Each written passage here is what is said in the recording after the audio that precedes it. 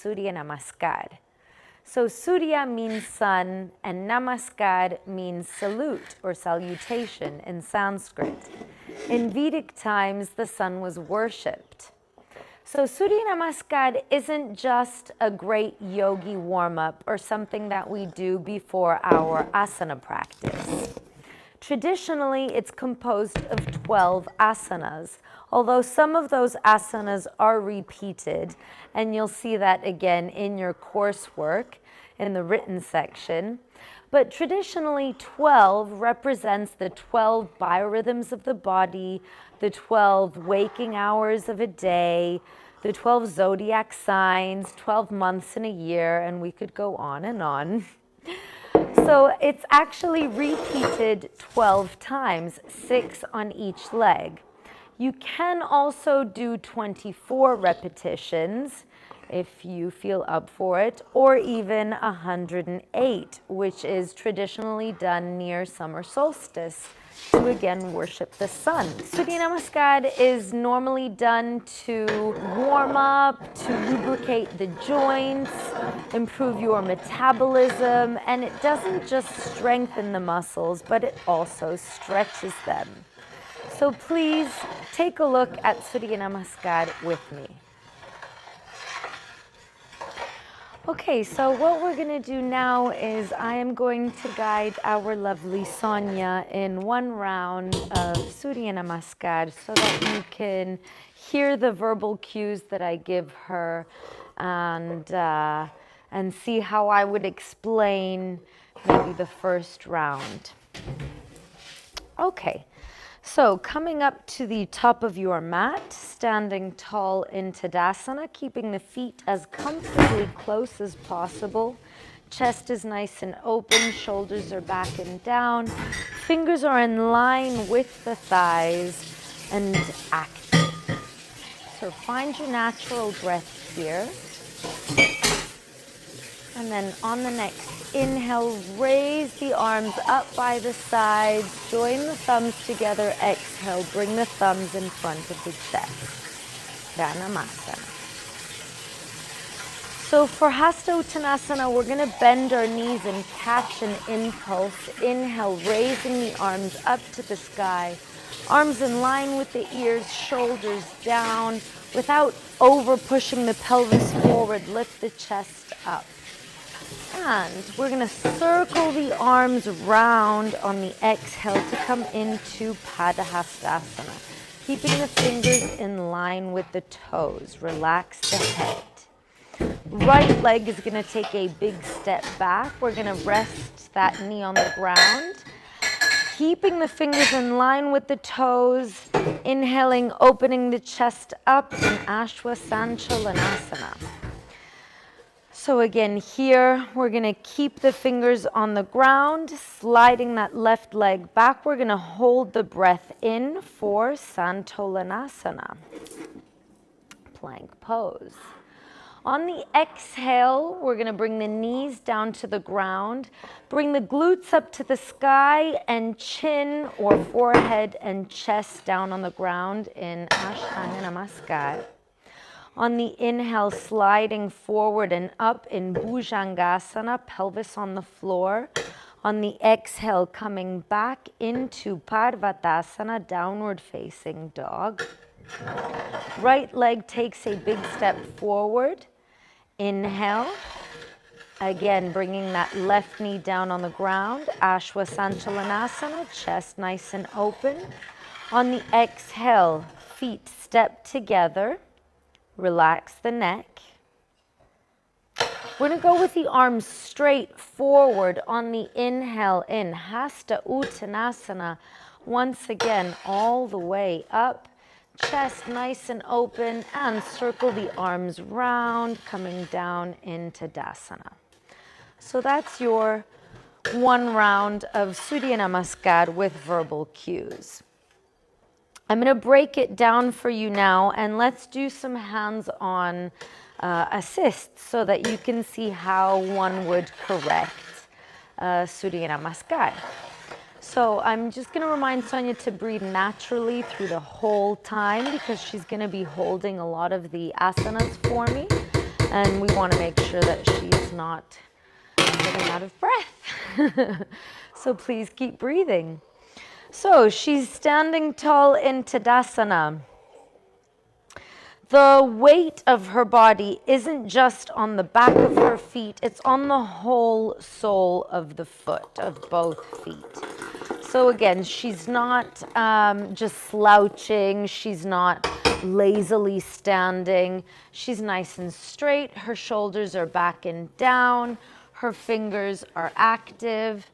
And she's not bringing her her chin too far forward or looking up. Her chin and the back of her neck is in line with the spine.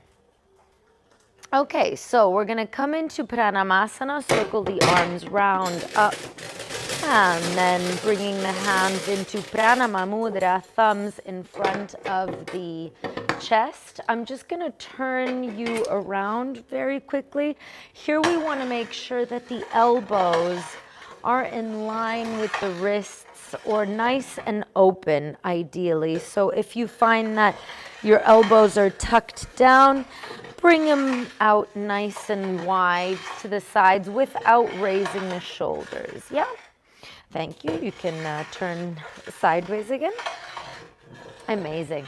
So, Hasta Utthanasana, you can get there without the impulse. You can just go straight up into Hasta Utthanasana. But here in Gayatri, we find that giving a little bit of a knee bend to come into Hasta Utthanasana gives it a little bit more of a flow. So the most important thing to correct in Hasta Utthanasana is making sure that the shoulders are down and the arms are in line with the ears. Yeah? So ideally, it could also be a back bend, but that bend needs to come from the chest, never from the pelvis. So can you just show what that would look like if it was pushing from the pelvis?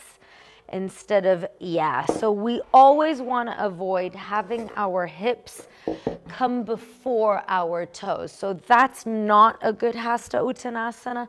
We want to do it nice and chest opening wise. So again, if I wanted to adjust her physically, some little awareness that I could do is placing one finger of each hand on each shoulder, just so that the shoulders drop a little bit. And then if I want to bring more awareness for her to open up her chest, I can place 2 fingers on her back very gently and 2 fingers on her chest, just so that she realizes that the bend is coming from the chest. Amazing. Let's circle the arms round and down into Padahastasana. So relaxing your head here. So ideally, Padahastasana is feeling all of the benefits of an inversion without actually being inverted. So can you do Padahastasana with bent knees? Yes, you can. But ideally, you want to feel the benefit of the stretch in the hamstring. So if you want to improve your flexibility, ideally you're going to try and do it with your legs straight. If you're absolutely in torture and cannot hold it for that long, then micro bend the knees. But here in Gayatri, we always suggest that you try and keep the legs straight. Again, you just have to relax the head. There's not that many hands-on adjustments that you can do here. The most important thing is that the fingers are in line with the toes. If, for example, somebody cannot reach the ground with their legs straight, that's not a problem. You can also just guide, or let's say Sonia wouldn't reach her toes and that's as far as she could go, then that's okay. You can try and keep the toes somewhat in line, because here she's favoring the stretch of the hamstrings rather than touching the ground. And another little maybe verbal cue that you can say is open up the chest. so that maybe you can lean forward a little bit more and then relaxing the neck. Amazing. So we're going to do the right side. So Ashwasanchalanasana, big step back. Okay, equestrian pose. So again here, the most important thing is that the fingers are always in line with the toes. This way, when you continue the Surya Namaskar, all the rest of the asanas are going to be well aligned. So, if we were doing Ashwasanchalanasana as a asana on its own, then you ideally would untuck this back foot. But because we're doing 12 Surya Namaskars, we're going to keep the foot tucked in just so that it'll go easier and faster, yeah? So it's a chest opener. She can even bring the tips of her toes up on the mat and really open up the chest. Bringing the pelvis forward. The most important thing here is that the knee never surpasses the toes. So can you give me like an exaggerated version where your knee is all the way forward? Yeah, maybe if you move your hand out of the way, we can show in the camera. So do you see how her knee here is actually all the way forward above her toe? That's pretty bad for her ankle. It can cause a lot of strain. It's uncomfortable and it'll disalign the whole Surya Namaskar flow. So again, either the knee is directly over the ankle, or if you're flexible enough, you can bring it on the toes, but don't surpass the toes. So Sonia is very flexible and she's doing it beautifully here. So again, her fingers are nicely aligned with her foot. Her chest is nice and open. Beautiful. So keeping the hands on the ground, we're going to lift up the pelvis and slide the left leg back into Santolanasana. So this is a plank pose. Please breathe and take a break if you need to. So some typical mistakes that we often see in plank pose is people dipping their bums too low. So again, that just means that they need to engage the glutes. It's always very personal when touching someone's stomach. So maybe try a verbal cue first. And if that's not working, I would place my hand on the lower back and say, push in to my lower, into my hand, sorry.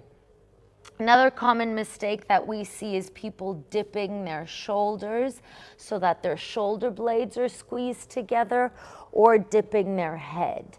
So here again, this doesn't make the plank nice and stable.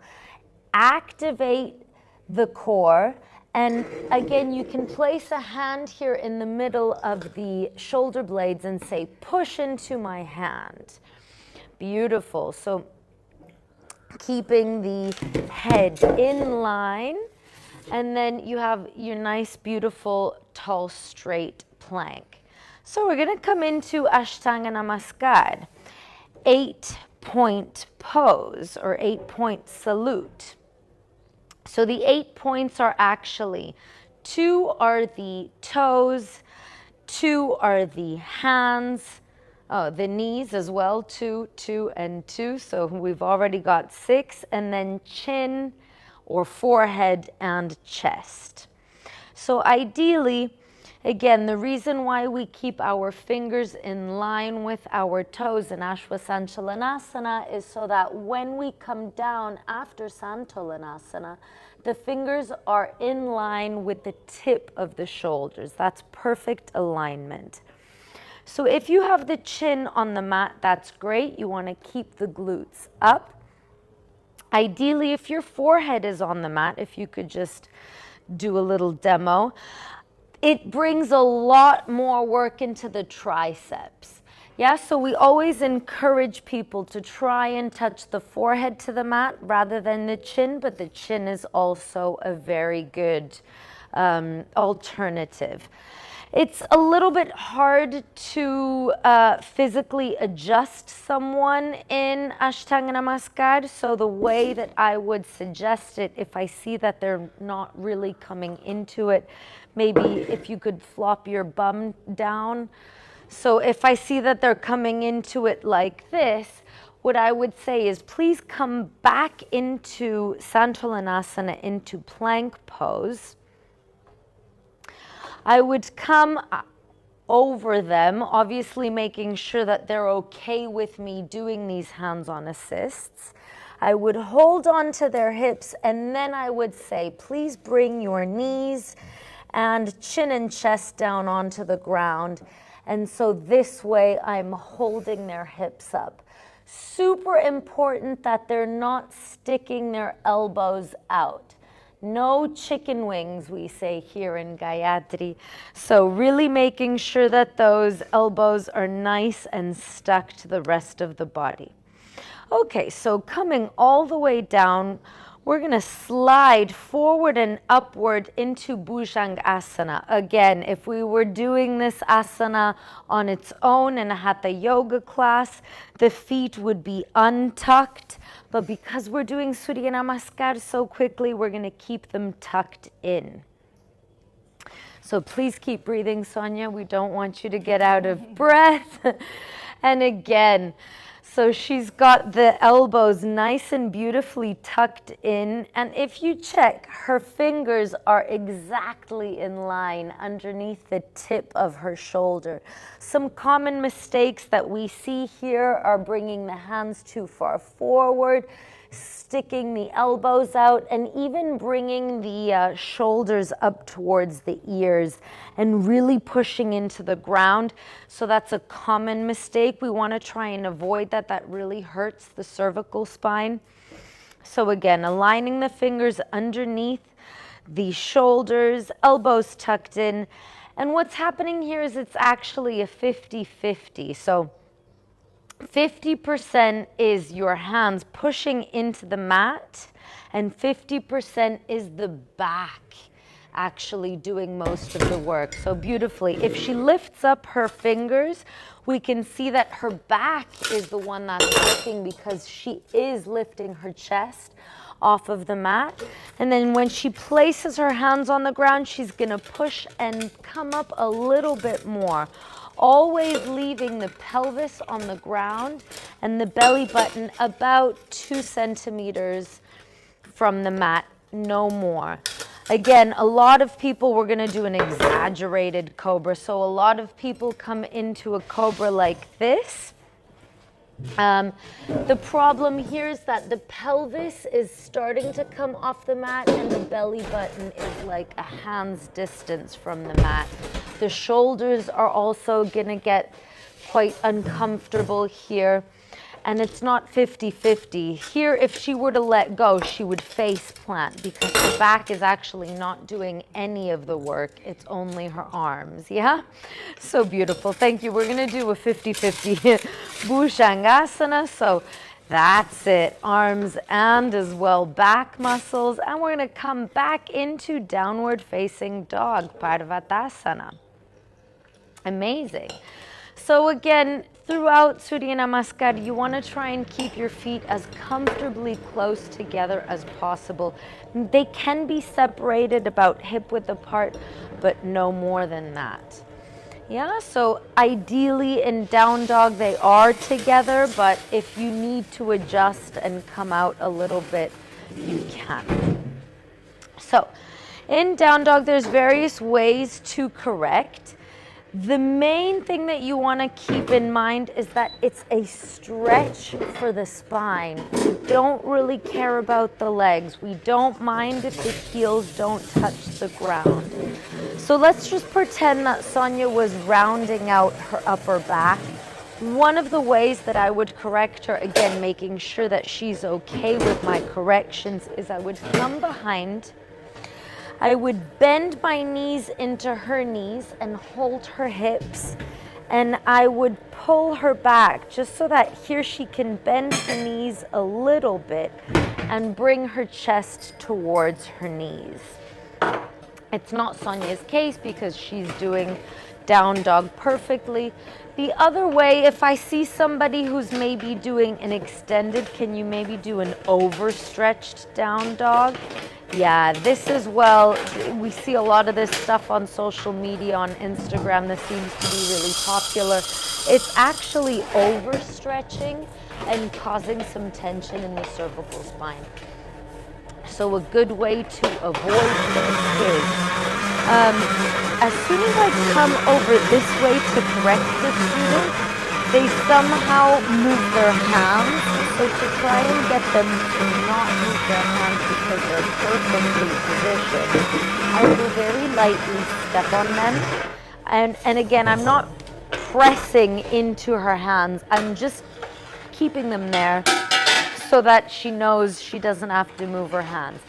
I bend my legs and then I place the talon of my hands on her kind of the flat part of the lower back, and I pull up. I don't know if you can see here the pulling or the pushing motion that I'm actually doing.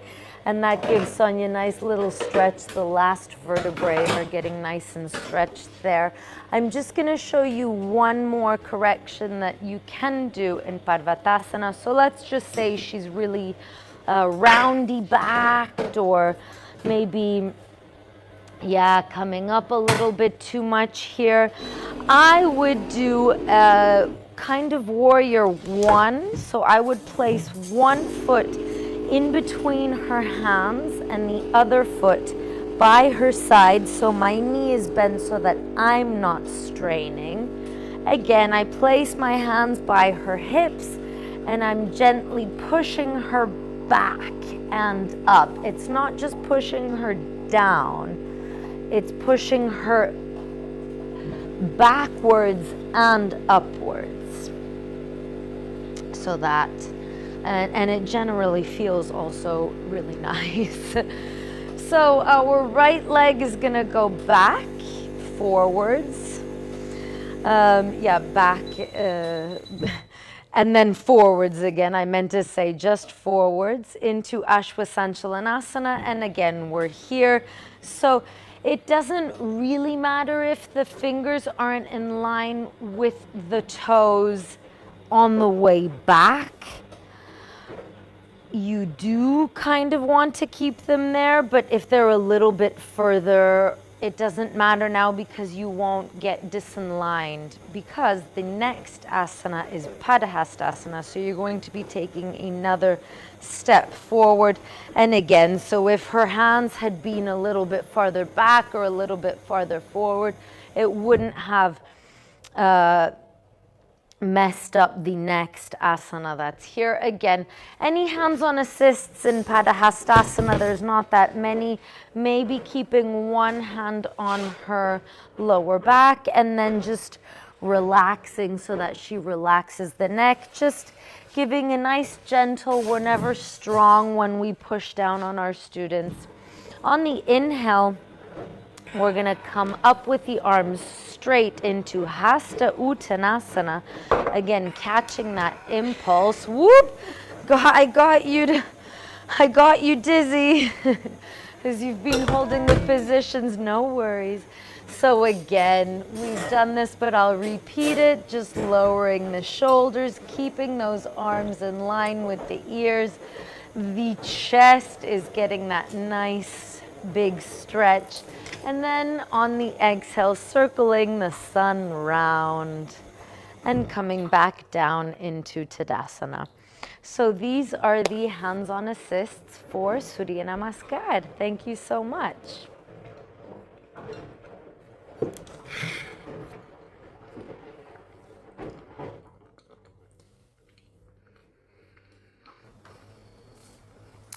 So standing tall at the top of your mat, belly button in and tailbone down, fingers active, and breathe naturally into Tadasana. Inhale and exhale, Pranamasana. Inhale, Hasta Utthanasana. Exhale, Padahastasana. Right leg back. Inhale, Ashwasanchalanasana. Hold the breath, Santolanasana. Exhale, Ashtanga Namaskar. Inhale, Bhujangasana. Exhale, Padavatasana. Right leg forward. Inhale, Ashwasanchalanasana. Exhale, Padahastasana. Inhale, Hasta Utthanasana. Exhale, Tadasana. Inhale, exhale, Pranamasana. Inhale, Hasta Utthanasana. Exhale, Padahastasana. Right leg back. Inhale, Ashwasanchalanasana. Hold the breath, Santolanasana. Exhale, Ashtanga Namaskar. Inhale, Bhujangasana. Exhale, Parvatasana. Right leg forward.